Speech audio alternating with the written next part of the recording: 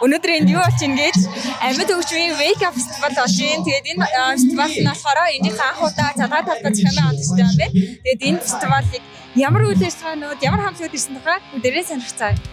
Wake Up амьд хөгжмийн наадмыг санаачлагч Groove Love Glow Metal хамтлагийн 10 жилийн баяр энэ жил тохиж байгаа бөгөөд фестивалыг илүү өргөн цар хүрээтэйгээр задгаа талбайд буюу Sky Resort-д 5 дугаар сарын 25-ны өдөр эерэг дулаан соёлтой уриатаагаар захиан байгууллаа.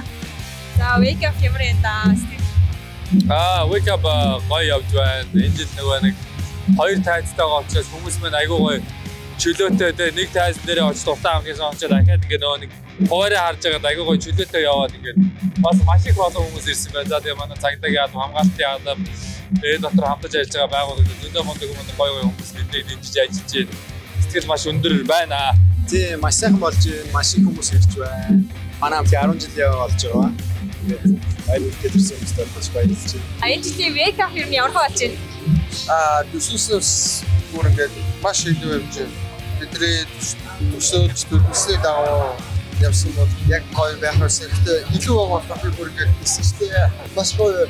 Иржил Wake Up гэх хүмүүстэй зэрлэг гоё үү? Энэ ирж байгаа хүмүүс бол айгүй гоё зохион байгуулалттай болж байна гэж байна. Гоё мэдрэмж юм даа. Гоё мэдрэмжийг авч байна. Ирж үзээгүй энэ жил ирж амжаагүй дараа жил явъя да гэсэн хүмүүс бол мэдээж бид нэр бас улмал гоё олон улсын хамтлагуудыг авчираад ингээд олон гоё хүрээгээд тийм зорилготой.